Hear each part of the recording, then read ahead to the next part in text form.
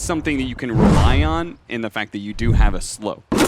Yeah, that is nice. Slow, that is really nice to have. I do like, I mean, depending on who you're against, slowing somebody into the Sandstorm does a lot of damage, and I think in this game it'll be pretty decent. The most successful recent Sand King that I saw was probably in NA, and the thing that I think was really good, I think it was for Zoomers actually, they paired it up with Grimstroke. Combine the 20% movement slow from a level 2 Caustic with the slow from Epicenter, it's actually a lot, and a ton of damage too. So Rubik is, you know, just a standardly good position 4, but surprisingly good with Sand King. Offers some damage, offers that chain lockdown. It's a nice lane. Toby does manage to win that bounty rune click off there and gets a fair amount of damage on a Charlie at the same time, so that's going to feel pretty good. Perform as fast as an Alchemist does, and I don't know if you're going to have the same effective HP that an Alch does. So yeah, you're also not going to threaten a Faceless Void solo like an Alchemist does. Yep. But when you go for Fire Spirits, you do leave yourself a little bit exposed, and well, not Team Spirit, but Ninjas the Pyjamas, they take advantage of that with Misha getting the first blood. All right. Already 10-1. Slowing down Toby again. He is still not level 2 and having only 2 armor to his name. Aramis is going to use the level 1 charge to try and stun up and slow down Charlie's assault, but it doesn't work. Toby dies. Still didn't get. I was like, surely there was like 3 melee creeps that died with him in range. He finally does get it. Now he's level 2. So Icarus dive, they won't be able to pressure him, or at least get kills as easily. Celery's going to go down here at the bottom. Mystic Snake on a Saberlight might just get him the kill. Burrow Strike to the other side, but it's not good enough. Shot from Celery's, what do you call it? It's a Vengeful Spirit, that's what it is. Yeah. His Vengeful Spirit gets the kill. Lane swapping. This is an interesting choice. It makes sense in a way, though, right? Like, Shad's now going to be closer position to play off of neutral creeps. As long as he isn't actually threatened, and he'll be saved here by Aramis. They're going to commit, though. Supreme still really wants this kill. Nice Dissimulate, though. Right as Boom pops out of the trees, he pops the Dissimulate and gets away from that avalanche before it hits him. It's hard to rotate into 5 heroes, 4 heroes. Support fight. It's not going to be a support fight for long. First, Aramis shows up, and then Supreme is going to tip the tables a bit and try and finish off this kill on the Vengeful Spirit. Nice dodge of the Dissimulate, and Supreme's quickly going to get out of here because he's actually out of mana. Ruby's going to be tossed up in the air by Boom and finished off. Saberlight managed to get the Burrow Strike on through to Shad, but Supreme still lacking in the mana, couldn't really follow that up, and he may have stuck around a bit too long. Boom was closing that gap, but his phase boots. Okay, there's extra Charlie. movement speed wore out. She just sits back and, ooh, Saberlight right in the trees. At an Epicenter, but Aramis does manage to hit the charge before the Epicenter completes. If he had done that a second earlier, then it could have been a super sick play. And instead, it's Ninja the Pyjamas losing the ground here this mid lane and being chased out by Bike and GG. Worked out for them. They're used to playing under this circumstance. Oh, Saberlight with the stun. Yeah, going to be able to get the follow-up there from the Void Spirits. And, oh, he actually does manage to get off a Supernova. I thought he was going to be bursted down there. Supreme still going to be able to get out with his Astral Step. Boom. Slowed down by the enchant for the charge is still coming in. Burrow Strike's going to stop him before he can lay a hand on Supreme's head. You know, maybe tip to get in his head there, but I get why he misses that. That's a weird one. Like, if somebody's moving out of range of you, it'll still do the burrow, even though, like, technically with the move time of the burrow, you actually aren't going to hit them. But yeah, it feels weird when basically the game is like, all right, this will work. It's like, well, no, it won't. Aren't you supposed to calculate that game? Avalanche toss, that'll blow up Era and gives opportunity for Aramis to continue to push forward to the back line of heroes. He tries to go for Misha, but as Boom gets caught in the Chronosphere, Aramis is going to turn around and try and interrupt Charlie, putting the damage out, but it actually just lines him up for the 2-man Burrow Strike from Saberlight, and now the supports are both in trouble. They're going to swap away Aramis so he gets a better charge, and Celery will actually TP out successfully. Oh, that so damage close. Barely killed him. What happened there is he casted it and then jumped in. Yeah. It still was going off. Got another Meteor Hammer on this Phoenix. I mean, it looked really good last game. Saberlight, though, coming in with his fresh Blink Dagger to just one shot the Phoenix. That would have been a little rough. I don't think there was any vision. I think he was just walking. Oh, got off the ultimate just barely. He was like completely depleted of mana after he casted it, so he had almost 200 exactly there, but Gets it off, and that will stop Ninjas the Pyjamas' aggression. Or maybe they're actually going to go back in here. The Phoenix and everybody's still on this high ground, and Supreme's kind of sitting around. Look at him, he's digging right in the middle of a fight as he chooses to finally go for Aramis and looks to finish him off. A charge attempted, but a bash in place from Charlie will put a stop to that before it can occur. React very fast in order to protect her, and they had to react with everything.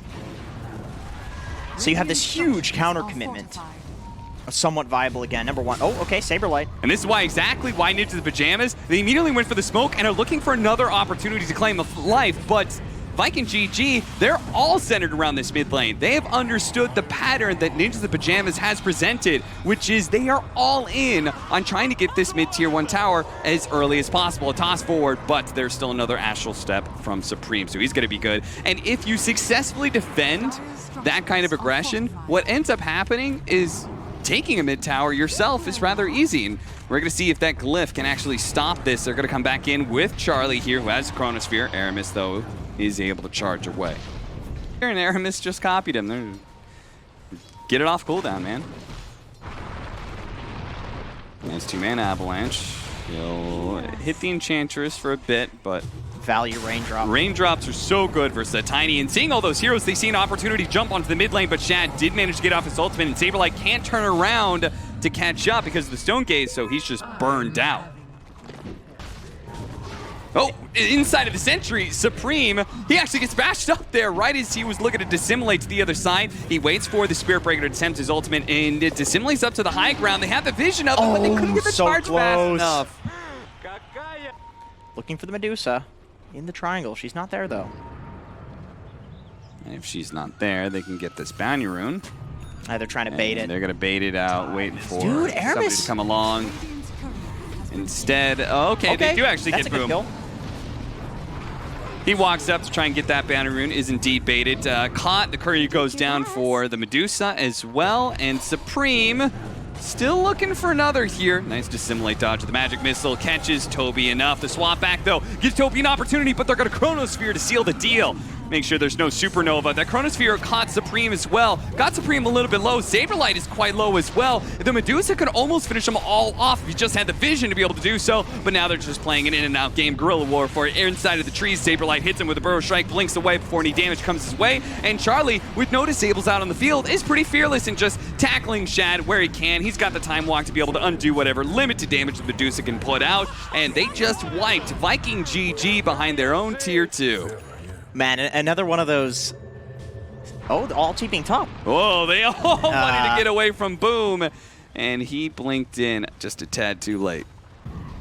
But is she the win condition right now? Like, is she the one currently winning the game? I don't think so. I think that's Boom. Yeah. So killing him, then they choose to dive even further instead of just getting the mid tower. That's a tough decision to make. Yeah, Boom seemingly, like, he represents both the damage and the control. Saberlight goes in and almost immediately dies, and they get the Supernova off. So that is game over for Ninjas the Pyjamas. They're going to get out of this team fight as best as possible. A buyback coming out from Saberlight is actually going to halt this aggression here. Charlie tries to go back in with the time walk and time dilation to be able to slow Viking GG down. Maybe they have caught somebody here. It's going to be Toby. He loses the Phoenix's life. Charlie's trying to get back out of here, though. They don't want to overly commit themselves against this Tiny. They just want to play a back and forth game. Now with the telekinesis onto the Tiny, can they commit to him? Oh no, a Burrow Strike miss, and Boom turns around and gets off the avalanche that gets the kill onto 2. Boom, though, is still being wailed on by Charlie. Dissimulate does manage to finish him, and Charlie now with a lot of this damage gone. Well, he's got to get away as Boom actually bopped back and TP'd in to catch Supreme, a mega kill streak. So that buyback is very value for Boom. So much wave clear. You always have to be careful the Tiny and the toss back. He's got an Invis rune. Can he actually get it off? And do they have any detection? He's going to try and get away the Sunray heal. And they throw out the Chronosphere. That's going to be able to get the vision. But the swap back, the impetus, that's not going to be enough damage. Charlie, he now dove in too deep to try and pursue against, but he's so tanky, man. He survived through all that burst. The magic missile wasn't there. He time walks a bunch of the damage. And Saberlight, here where the reprisal comes in with the epicenter. Burrow Strike about misses all that damage, while Aramis charges right through them. Popping his W does allow him to shake off a lot of these disables. Saberlight trying to stun up Toby here, but the rest of his team's Team's focused on Erebus. Now Supreme and Charlie both jump into the back line together to be able to take on Toby, deal with Celery. Shad, he's sitting there putting out damage, and it is enough to kill some of these supports. But the cores, they're just so tanky. In fact, they still have the Heaven's Halberd as well, which may have actually saved Misha's life, who's looking a bit low. Supreme topped off there. He does manage to hit the Aether Remnant. Boom, he's going to be targeted. Toss over. Actually finishes Supreme. Boom, would have died otherwise, but he simultaneously got Charlie away from him while killing that Void Spirit with the Void. That high ground ward there, such value allowing him to do that, I think, in the previous fights. Is this chain stun combo going to be enough? It certainly will. They don't even need Aramis's ultimate for the first 25 minutes of the game, but now it's actually becoming a real threat, and that has to be concerning for Ninjas the Pyjamas. The blink to the wrong direction. Yeah. The smoke breaks. You just blink forward, hoping you're going to catch somebody. I mean, those are nice blinds. Very solid. Are you like a blind aficionado? I think those are probably like A or B tier. What about curtains? Are you good with those? Aramis charges through some heroes to try and disrupt to let the Phoenix live, and it looks like he just did it. So disruptive this Spirit Breaker is. Meanwhile, Misha shows up to the party and immediately bounces. He's like, wait a minute. Oh, the mid-tower! Oh no, don't the lose that! mid-tower! Don't lose the mid-tower! Charlie was like, no! I almost got it! It's so close. Be true, and I think League of Legends for Dota is a... Jump forward to push back, but Charlie is so tanky with that Heaven's Halberd, and they overestimated their damage, it seems, as now they're going to get turned around on. Boom is losing his life, perhaps, as an impetus shot comes through, and Supreme chases after him with the Astral Step to make sure he goes down.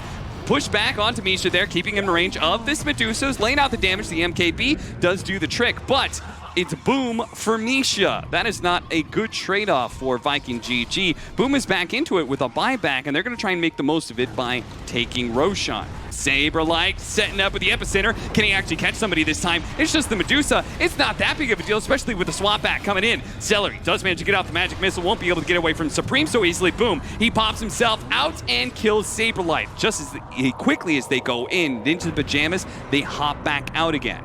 Saberlight, he could buy back if he wants to, but it looks like Viking GG, they no longer feel comfortable trying for that Roshan. And now it's Ninjas the Pyjamas, who knows they've got a big opportunity here because they did not have to expend important buybacks to defend this Roshan, while Viking GG, they bought back and tried to make the most of it by getting an Aegis. Instead, they actually give it up to Ninjas the Pyjamas after they kind of walked away from the pit. It comes out. Yeah, they still have the vision out in the jungle area. Now, Supreme is not the easiest hero for a Spirit Breaker to kill because of Dissimulate. And it definitely feels like Charlie, he looks at this and says the team fights, the clear win condition in these team fights is me just surviving. Which I'm not totally convinced. I feel like at some point in time, the Medusa is going to... Yeah, they need damage. I think they need damage at some point. Yeah, for the Charlie Faceless Void. And straight my in? goodness. Just straight up challenges the Medusa with the Heaven's Halberd. The swap back, though, is going to be able to keep the Medusa's distance. Does cost Celery's life. Oh, the Tiny actually raining in some damage, but Charlie, again, just keeps on time walking straight towards Shad. Fight me, he says. Somebody go for me. Somebody jump on me. He wants it. That's what we do here. Yeah. Well, some of us. Like learning Sand King's a good hero, for example.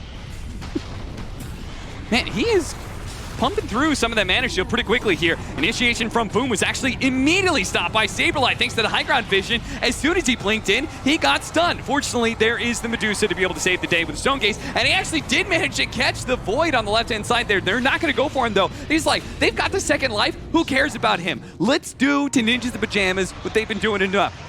Ignore the Faceless Void and go for everybody else. Once the support heroes are gone, then we can focus on killing that Void, especially now that his Aegis is gone.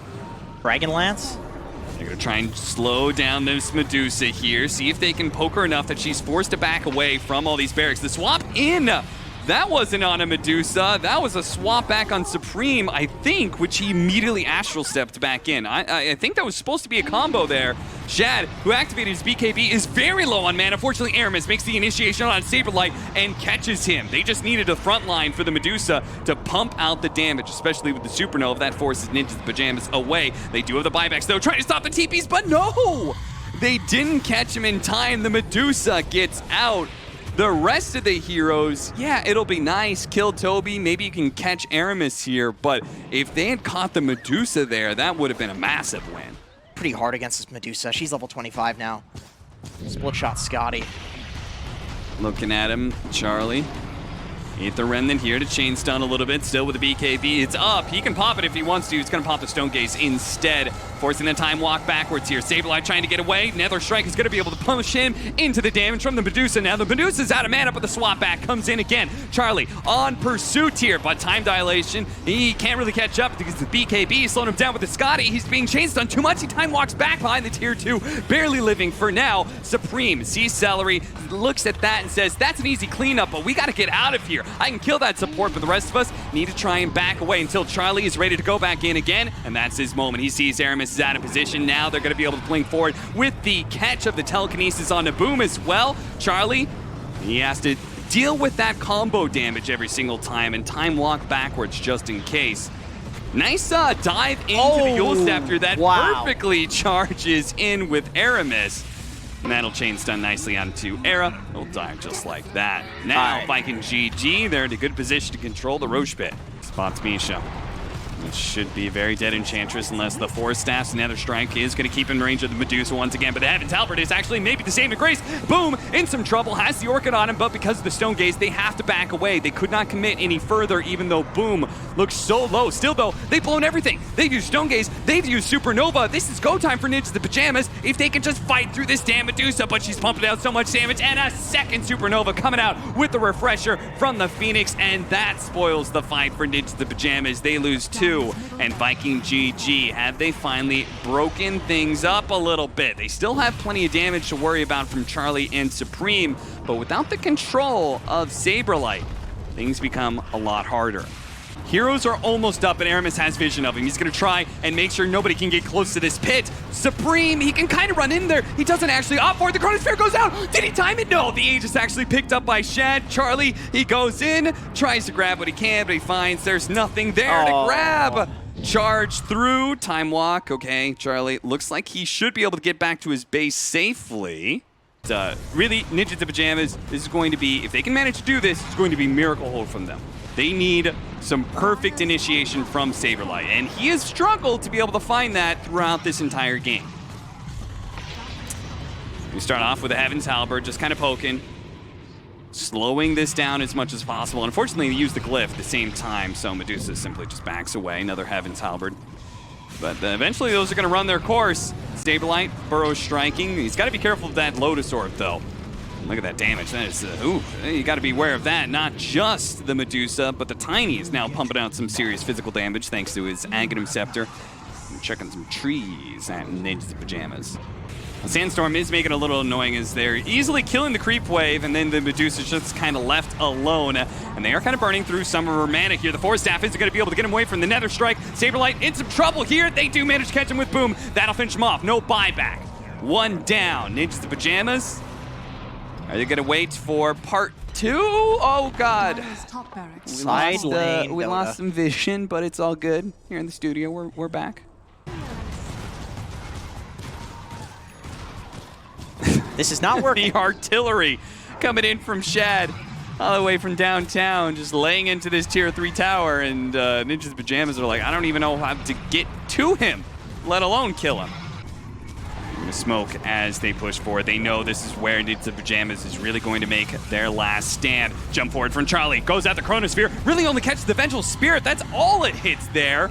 Meanwhile, did you see the hell that Boom just rained down on the Nip heroes? He just killed them 2 heroes with this Aghanim Scepter. They're going to buy back on Saberlight, but Misha doesn't have one. They're going to wait for the Supernova. Fortunately, there's going to be still a glyph. Boom starts laying out that damage once again. Now, this time around, Supreme, he trying to get in there, but immediately he's targeted by Boom as he gets tossed up in the air. A second round of Supernova. Charlie bumped by the Nether Strike, controlled up long enough that even as he buys back, he's lost too many of his allies to be able to hold this. Shad gives Charlie the tip. He said, you played it in an interesting way, my friend, but in the end, you're not going to be walking away with a victory. Another toss back into Shad. Shad is just a mean, lean, arrow shooting machine. who was bringing down each of the members one by one. Now it's just left with Charlie as they call the GG. And Viking GG walk away the victory in this series. It was a little bit of a rough start for them, but managed to pull through. Nice game 2, a little bit of a closer game 3, but their Medusa strategy certainly held through. It felt like they had a better read of like what Ninjas the Pyjamas needs to do to claim victory and just countered it. Right. It all goes back to that mid tower.